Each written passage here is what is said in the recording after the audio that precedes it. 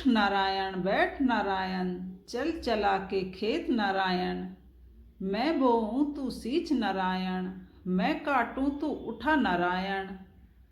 मैं पीसूं तू छान नारायण, मैं पोऊं तू खा नारायण। कोरा करवा शीतल पानी, उठो देव अब पियो पानी। उठो देव बैठो देव, उंगलियां चटकाओ देव। देव उठेंगे कातक मौस, नई टोकरी नई कपास। देव उठनी एकादशी की आप सभी को हार्दिक शुभकामनाएं। राधे राधे। आज देव उठनी एकादशी पर आप ये कथा अवश्य सुनें और पुण्य प्राप्त करें। यदि आपने इस दिन व्रत नहीं रखा है तो देव उठनी एकादशी सभी एकादशियों में सर्वप्रिय है। इसलिए भगवान विष्णु की ये कथा आज आप शाम को अवश्य सुननी चाहिए और पूजा करनी चाहिए। भगवान विष्णु और माता तुलसी की और माँ लक्ष्मी की पूजा अवश्य करें और इस कथा को अवश्य सुनें। कथा इस प्रकार है। एक बार लक्ष्मी जी ने भगवान नारायण से कहा, हे प्रभु, हे नाथ, आप कभी कभी तो दिन रात जागते हैं और कभी कभी करोड़ों वर्षों के लिए सो जाते हैं। तो उस समय इस जगत की सृष्टि के पालन में बहुत कुछ अस्त व्यस्त हो जाता है और उस समय समस्त चराचर जगत का नाश हो जाता है। इसलिए आप नियम से ही जागिए और नियम से ही सोइए। अतः आप नियम से प्रतिवर्ष निद्रा लें और इससे मुझे भी कुछ समय के लिए आराम मिल जाएगा, क्योंकि मैं भी दिन रात आपकी सेवा में लगी रहती हूँ और मैं आराम नहीं कर पाती हूँ। लक्ष्मी जी की बात सुनकर नारायण मुस्कुराए बोले, हे देवी, तुमने ठीक कहा है। मेरे जागने से ही सब देवों को और खासकर तुमको बहुत कष्ट होता है, क्योंकि तुम मेरी सेवा में दिन रात लगी रहती हो और मेरी सेवा से तुम्हें जरा सा भी अवकाश नहीं मिलता। इसलिए तुम्हारे कथना अनुसार आज मैं प्रतिवर्ष 4 मास वर्षा ऋतु में ही शयन करूँगा और उस समय तुमको और देवगणों को अवकाश मिल जाएगा और मेरी यह निद्रा अल्प निद्रा और प्रलयकालीन महानिद्रा कहलाएगी, क्योंकि मेरी अल्प निद्रा मेरे भक्तों को परम मंगलकारी, उत्सवप्रद तथा पुण्यवर्धक होगी।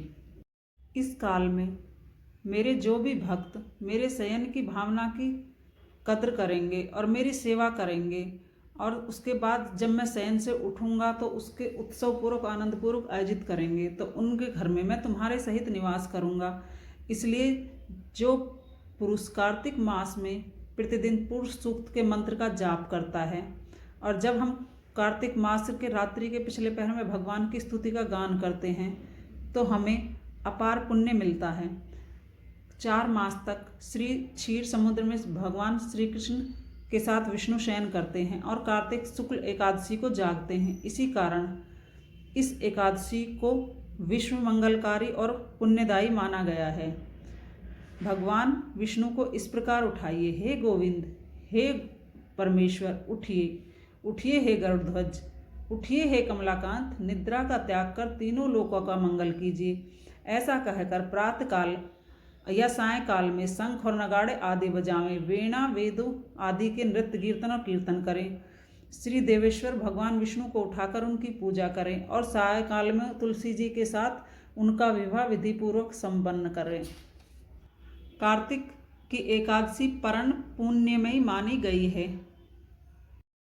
एक नगर में एक राजा था। उसके राज्य में सभी लोग बहुत सुखी थे। उस नगर में एकादशी को कोई भी अन्न नहीं बेचता था, ना ही पकाता था, ना ही खाता था। सभी फलाहार करते थे। एक बार भगवान ने राजा की परीक्षा लेने की सोची।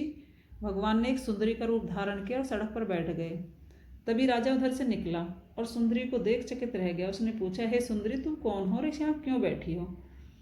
तब सुंदर स्त्री बने भगवान बोले, मैं निराश्रित हूँ, नगर में मेरा कोई जान पहचान का नहीं है, मैं किससे सहायता मांगूं?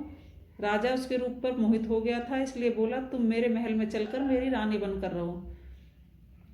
सुंदरी बोली, मैं तुम्हारी बात तो मान लूंगी, पर तुम्हें राज्य का अधिकार मुझे सौंपना होगा। राज्य पर मेरा पूर्ण अधिकार होगा। जो भी मैं बनाऊंगी वो तुम्हें खाना होगा, जो मैं पकाऊंगी वो सबको खिलाना होगा। राजा उसके रूप पर मोहित था, अतः उसकी सभी शर्तें उसने स्वीकार कर ली। अगले दिन एकादशी थी। राजा ने हुक्म दिया कि बाजारों में अन्य दिनों की तरह अन्न न बेचा जाए और न ही घर में मांस मछली आदि पकाएं। लेकिन उस रानी ने घर में मांस मछली पकाए और परोसकर राजा से खाने के लिए कहा। यह देखकर राजा बोला, रानी, आज तो एकादशी है, मैं केवल फलाहार ही करूँगा, मैं ये सब नहीं खाऊंगा। तब रानी ने उसे अपनी शर्त याद दिलाई और बोली, या तो खा ना खाओ, नहीं तो बड़े राजकुमार का सिर काट दूंगी। राजा ने अपनी स्थिति बड़ी रानी से कही तो बड़ी रानी बोली, महाराज धर्म न छोड़ना, बड़े राजकुमार का सिर दे दो, पुत्र तो मिल जाएगा पर धर्म नहीं मिलेगा।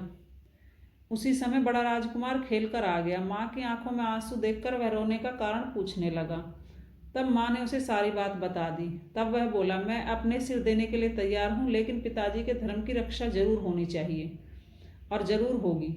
राजा दुखी मन से राजकुमार का सिर देने को तैयार हुए तो रानी के रूप से भगवान विष्णु ने प्रकट होकर असली बात कही और बोले, राजन, तुम इस कठिन परीक्षा में पास हुए। भगवान ने प्रसन्न होकर राजा से वर मांगने को कहा और राजा बोला, आपका दिया सब कुछ है, हमारा उद्धार करें। उसी समय वहाँ एक विमान उतरा। राजा ने अपना राज्य पुत्र को सौंप दिया और विमान में बैठकर परम धाम को चले गए। राधे राधे।